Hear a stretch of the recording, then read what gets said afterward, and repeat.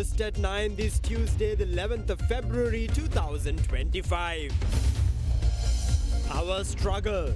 No power cuts expected tomorrow, assures the Ceylon Electricity Board. Future disruptions will depend on progress at the Norachole power plant. Boosting investment. President Anwar Dissanayake set to sign a landmark deal with the UAE to attract Middle Eastern FDIs. President to also address the World Government Summit tomorrow. Open for bids.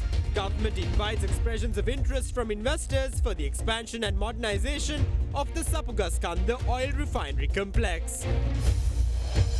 Expanding executive. Process to recruit 7,400 new employees to the state sector to begin within 2 months, says the government spokesperson. Chilo Dairy, Sri Lanka Kiren Perata. Obe Vishwasi Dino Sensodyne, then Lagamati Pharmacy in Labagata Hacker. Kanta Parisan Karagatot? Api Parisan. Asian Paints Causeway Aquasafe. Vesat Mattu together at Disney. From Ada Derana, this is Ada Derana First at 9. Live from Studio 24 in Colombo. Good evening and welcome to Ada Derana First at 9. I'm Aditya Singh joining you live with the latest in Sri Lanka and around the world.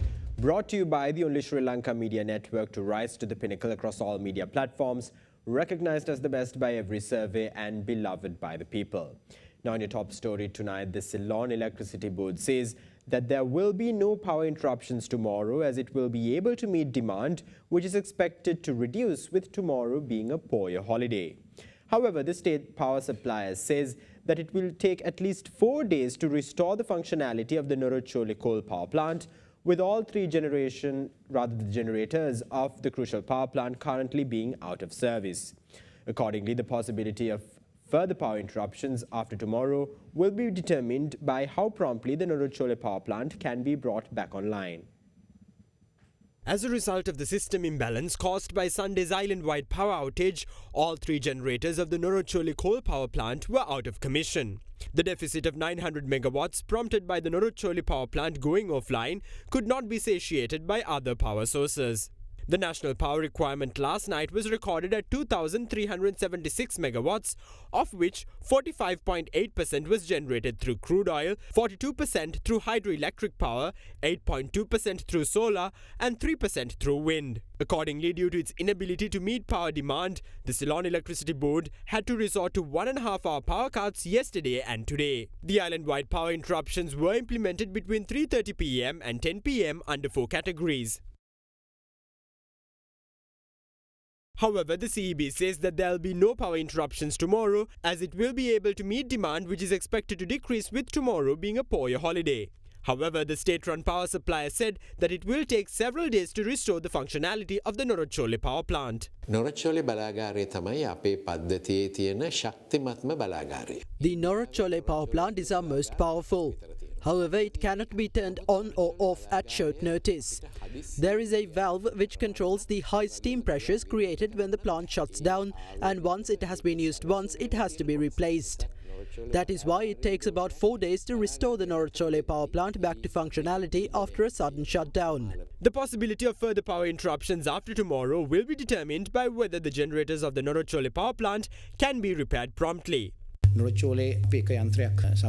Even one generator from Norachole is sufficient to cover the deficit. We are attempting to reconnect the Norachole power plant to the national grid at least by Friday to avoid further power cuts. Minister of Energy Kumara Jayakodi on Sunday claimed that the island-wide power outage was caused by a monkey falling onto the power lines at the Panadura grid substation. However, the CEB stated today that the outage was caused by a failure in the low-voltage power system which draws power from solar panels.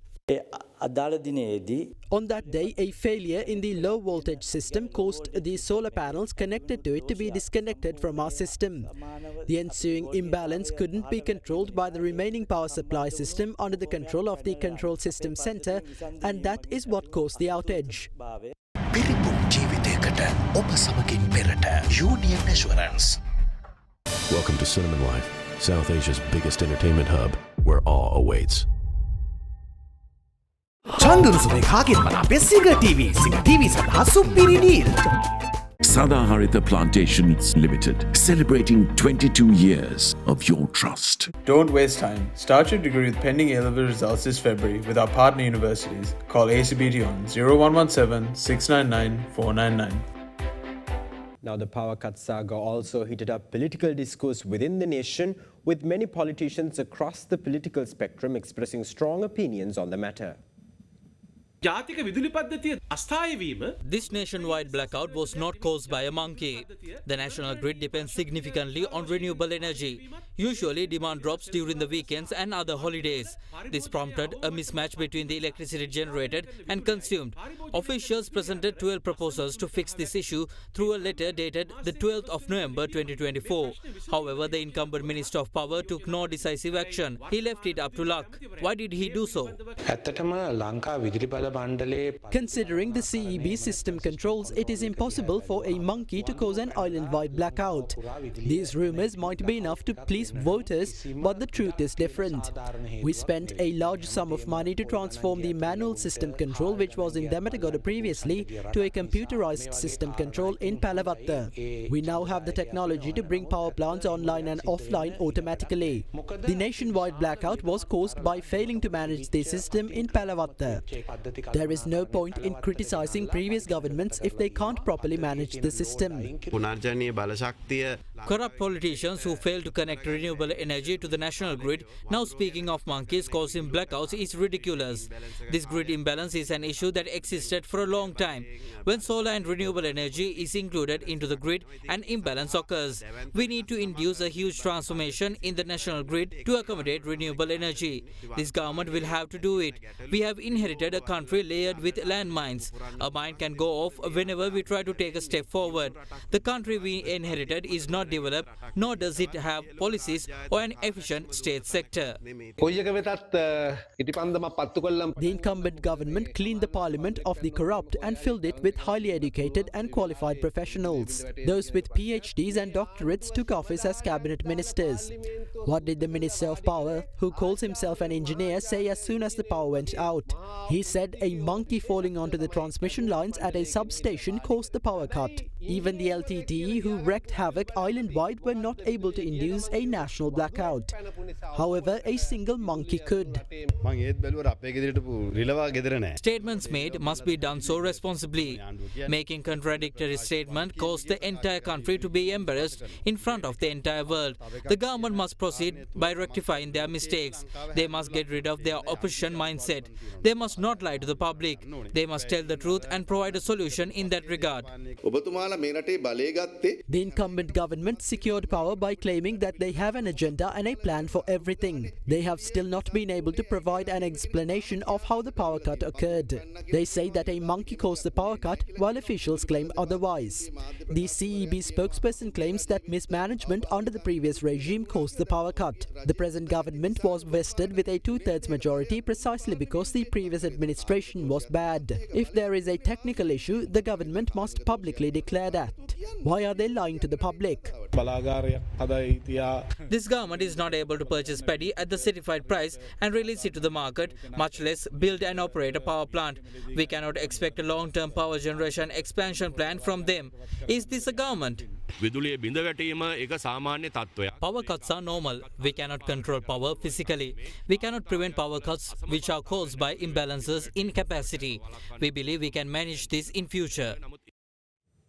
Meanwhile, Cabinet spokesman Minister Dr. Nalinda Jayatissa stated that the recruitment process to enlist approximately 7,400 personnel into various government institutions based on the recommendations of the committee appointed to review the recruitment process is expected to begin in 2 months.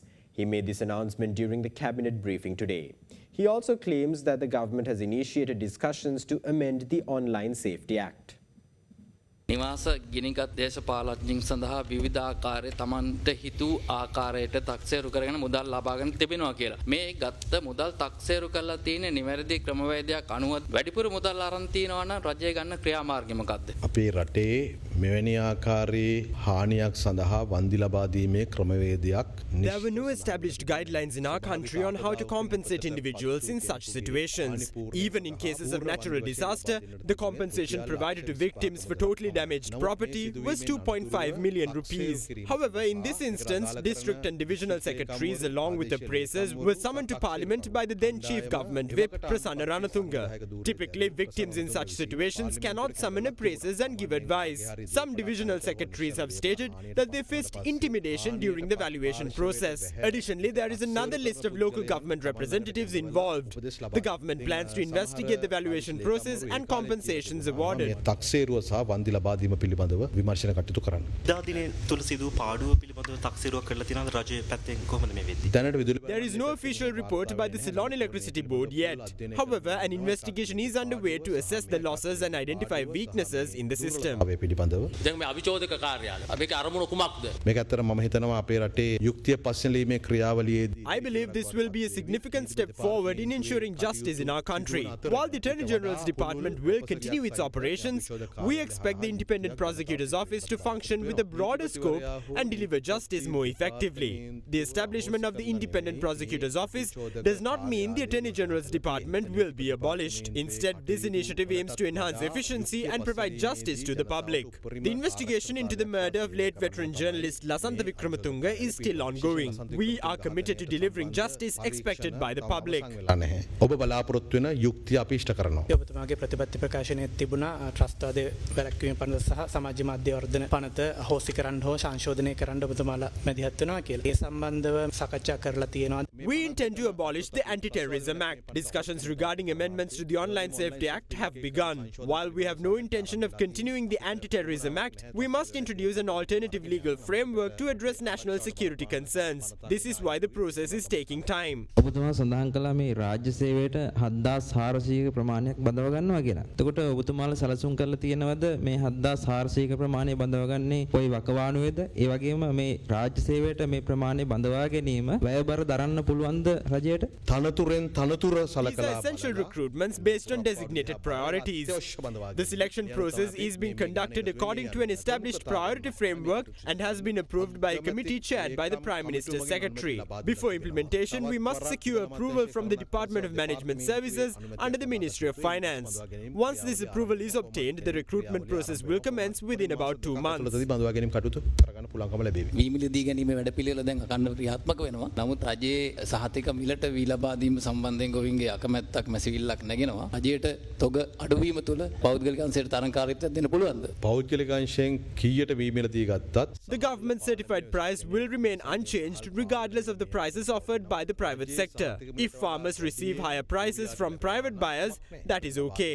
However, the government cannot exceed its established maximum price. We do not intend to engage in political rhetoric that surfaces from time to time. Instead, we are operating systematically. We hope that farmers will continue selling rice to the state and we plan to maintain stable stock levels. Fast track your career from O levels with eSoft. ඩයබටිසෝල් සීනි වලින් පරිස්සම් වන ඔබට අමතක නොවන පෝෂණය. Single 1111 up to 60% off from the 11th November to the 17th of November. Kalani wire කිසිගින්නක් නැහැ. කිසිගින්නක් නැහැ. Kalani Fire Shield Wire. Now, as Sri Lanka gradually exits an acute shortage of rice in the local market, the Cabinet of Ministers has decided to amend the Paddy Marketing Board Act No. 14 of 1971 to introduce provisions required to monitor irregular paddy and rice collection and storage. Meanwhile, the Cabinet has also decided to prioritize the development of 2,000 kilometers of road in dilapidated condition within the north and the east. With that, here's a look at some of the latest Cabinet decisions taken at its meeting on the 9th of February 2025.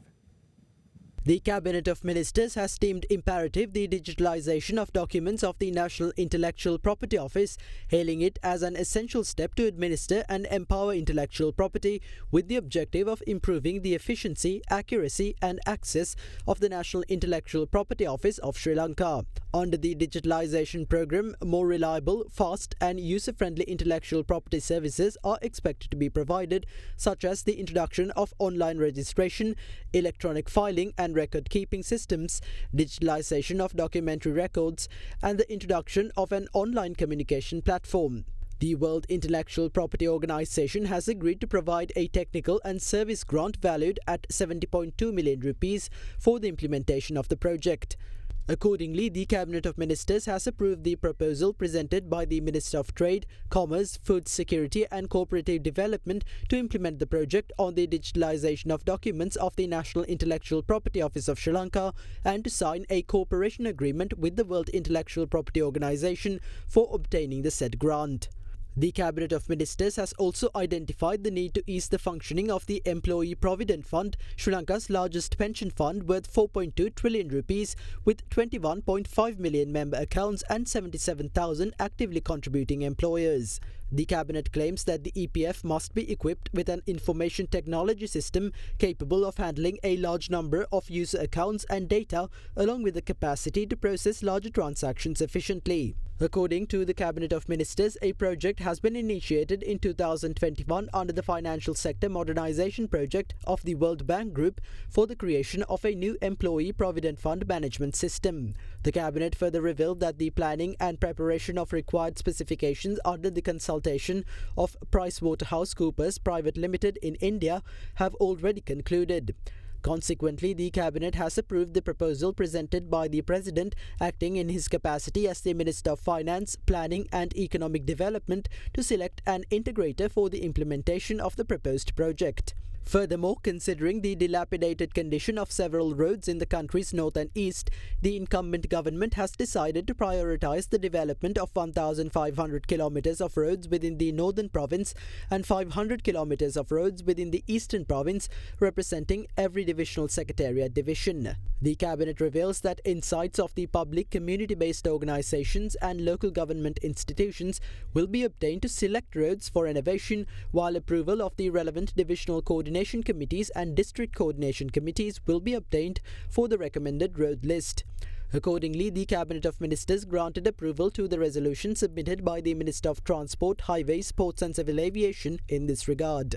In a bid to address the issues pertaining to the demand and supply of rice within the local market, the Cabinet of Ministers has decided to amend the Paddy Marketing Board Act No. 14 of 1971. While highlighting the importance of this crucial piece of legislation, the Cabinet points out that the Act has been left unrevised for 54 years. Given the substantial requirement of time to update all sections of the Act to meet contemporary standards, the Cabinet has decided to immediately revise provisions in the Act relevant to the introduction of a licensing methodology to monitor irregular paddy and rice stock collections and storing. The move comes off the back of major public backlash prompted by a short supply of rice in the market. Accordingly, the Cabinet of Ministers granted approval to the proposal submitted by the Minister of Agriculture, Livestock, Lands and Irrigation to take necessary measures to revise the Paddy Marketing Board Act No. 14 of 1971.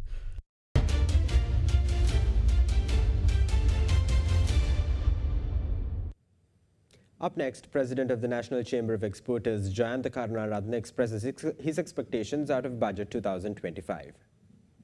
2025, we are looking for a budget which will help to improve our businesses. We have been going through many difficulties during the last 4-5 years, and this year we look forward for some kind of a relief so that we can do our business better. One main area we are looking for is the reduction of the 30% corporate tax, especially for exporters. We believe it is the way forward, as most of our competitor countries has much lower tax rates compared to us. When we compete with them, we are expensive and we can't invest money for new projects, new development new infrastructure developments, etc. So there are various other problems we face. One problem is SVAT. We know it's not connected with the current budget, but if SVAT is going to be removed in the near future, it's going to affect our cash flow. Also, production cost is high. We look forward for some kind of a relief to reduce this cost.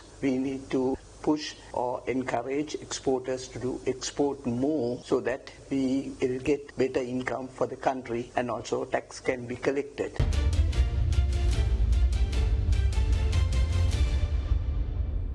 Today marks the second day of President Anura Dissanayaka's official state visit to the United Arab Emirates. During his official state visit, Sri Lanka and the United Arab Emirates will ink an agreement on mutual investment promotion and security to compile a legal mechanism for the regulation of direct foreign investments. Meanwhile, President Anura Dissanayaka is expected to address the World Government Summit tomorrow evening.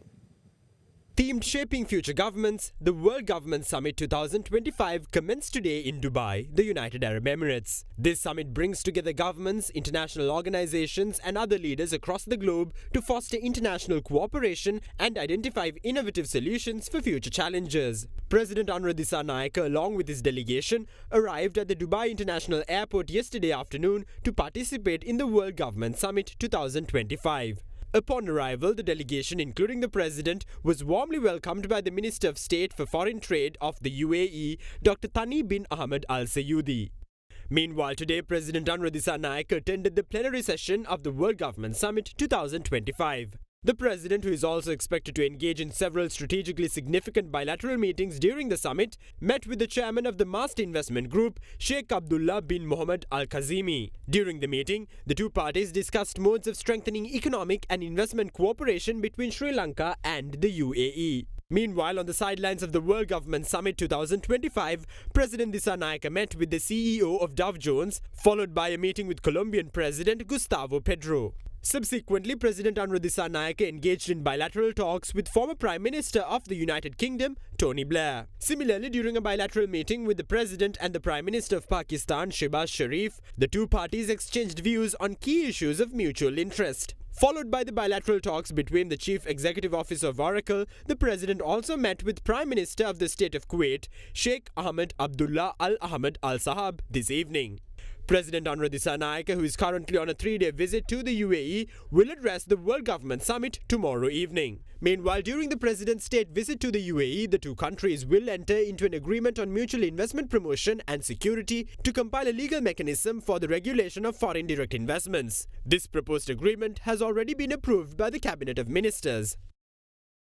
Minister of Foreign Affairs, Foreign Employment and Tourism Vijitha Herath met with the Secretary General of BIMSTEC Ambassador Indra Mani Pandey at the Parliamentary Complex to discuss advancing cooperation in science, technology and innovation.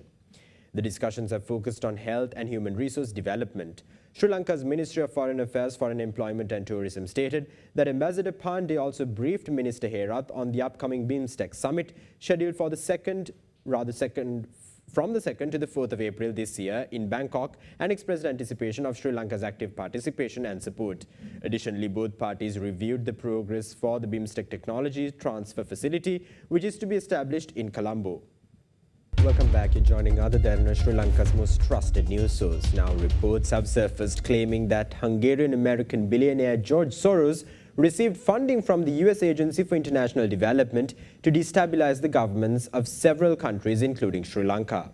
It is reported that organizations affiliated with Soros received over $260 million from US aid to initiate programs intended to create political turmoil within countries concerned. In a post on X, an account linked to Trump alleged that Soros had received $260 million from the US Agency for International Development and used the funds to spread chaos, change governments and personal gain in Sri Lanka, Bangladesh, Ukraine, Syria, Iran, Pakistan, India, the UK and the US.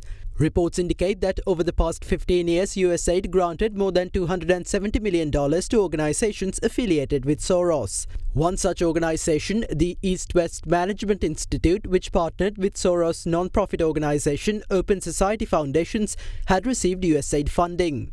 The revelation has fueled concerns over the US government's role in international political movements. In India, the ruling Bharatiya Janata Party has long accused Soros of backing opposition groups and funding critics of Prime Minister Narendra Modi. BJP leaders claim Soros' initiative aims to destabilize the Indian government and interfere in national politics.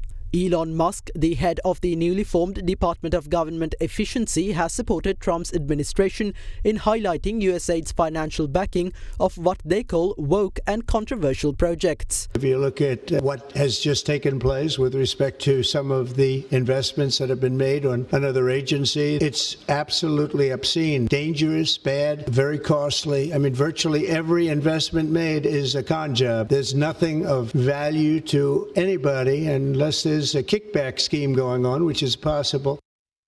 Meanwhile, Sarvajana Balaya leader MP Dilip Jayavir asserted that he had warned Sri Lanka of the involvement of USAID and George Soros within the realm of national politics since 2008. Speaking at a public meeting in Kandy today, Jayavir claimed that conspirators strategically appointed PB Jayasundara as the President's secretary despite a court ruling prohibiting him from holding any government position and have taken steps that could lead the country into crisis.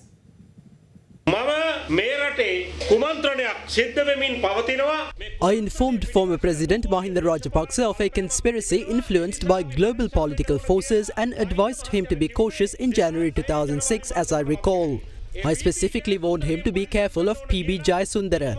In 2008, I published a book which was a translation of John Perkins' Confessions of an Economic Hitman. During my speech on that occasion, I stated that our economy would be destroyed and when that happens, external forces would suppress us. Therefore, I emphasized the need for vigilance. I have spoken about these conspiracies, including the involvement of George Soros and USAID since 2008. When I brought this to former President Mahinda Rajapaksa's attention, he agreed to remove PB Jayasundara. Eventually, Jayasundara lost the case filed against him, and the Supreme Court ruled to prohibit him from holding any state position. However, Basil Rajapaksa later reopened the case, reversed the decision and reinstated him.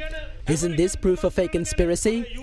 Police media spokesperson, Senior Superintendent of the Police Buddhika Manatunga says Daisy Forrest, the grand aunt of Yoshitha Rajapaksa, has been named a suspect in the anti-money laundering investigation launched to probe the source of nearly 60 million rupees held in Rajapaksa's bank accounts. Speaking during a media briefing today, SSP Manatunga also revealed that Sri Lanka Police has taken steps to establish a new Central Crime Investigation Bureau to bolster the capacity of the Criminal Investigation Department.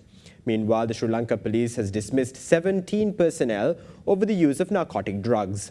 Police officers using narcotic substances are being identified at the moment. During the last 4 months, 17 officers were permanently dismissed from service and investigations are ongoing to identify more such personnel. Since 2016, we have been conducting an investigation against Yoshitha Rajapaksa. He failed to provide a justifiable explanation as to the source of over 59 million rupees found in his bank account, and as such, we initiated an investigation against him in accordance with the Anti-Money Laundering Act. Investigations revealed that these funds were deposited as fixed deposits and other forms of bank deposits jointly with a woman named Daisy Forrest. As such, the Attorney General instructed that Daisy Forrest be named a suspect in the investigation. Accordingly, Daisy Forrest was named a suspect today in the legal matter pending against Yoshitha Rajapaksa at the Kaduwala Magistrates Court. Accordingly, further legal action will be initiated against Daisy Forrest and a foreign travel ban has already been imposed on her. In future, suits will be filed against all individuals connected with this alleged case of money laundering. Meanwhile, Sri Lanka Police has taken measures to establish a Central Crimes Investigation Bureau in order to increase the efficiency of the investigation of cases under the Criminal Investigation Department. Deputy Inspector General of Police Nihal Talduwa will serve as its range DIG, while Senior Superintendent of Police Shani Abesekara will take office as its director. The new Central Crime Investigation Bureau will comprise an Illegal Assets Investigation Unit, Homicide and Organised Crime Investigation Unit, Financial and Commercial Crime Unit, Computer Crime Investigation Unit, Human Trafficking, Smuggling and Maritime Crime Investigation Unit, and a Criminal Intelligence and Intelligence Analysis Unit.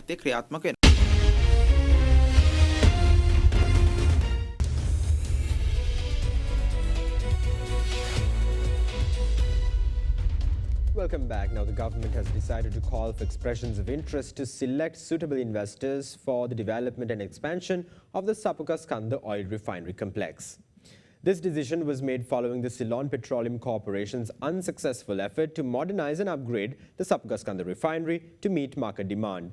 The modernization of the existing refinery or the construction of a new refinery has been identified as a priority in the current government's energy policy framework. Accordingly, approval has been granted to invite expressions of interest to identify a suitable investment partner based on the feasibility study conducted in 2022. Additionally, plans are in place to establish a new refinery within the same premises with a capacity of 100,000 barrels per day under the operation and transfer model, involving a $2.7 billion investment.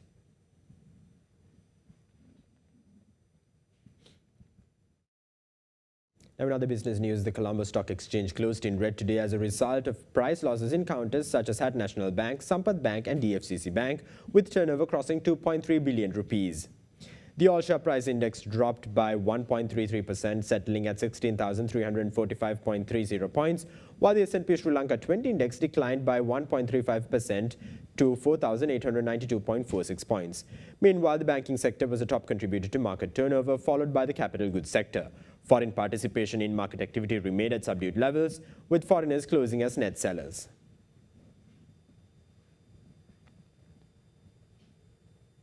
Let's take a look at the rupee exchange rates for the day.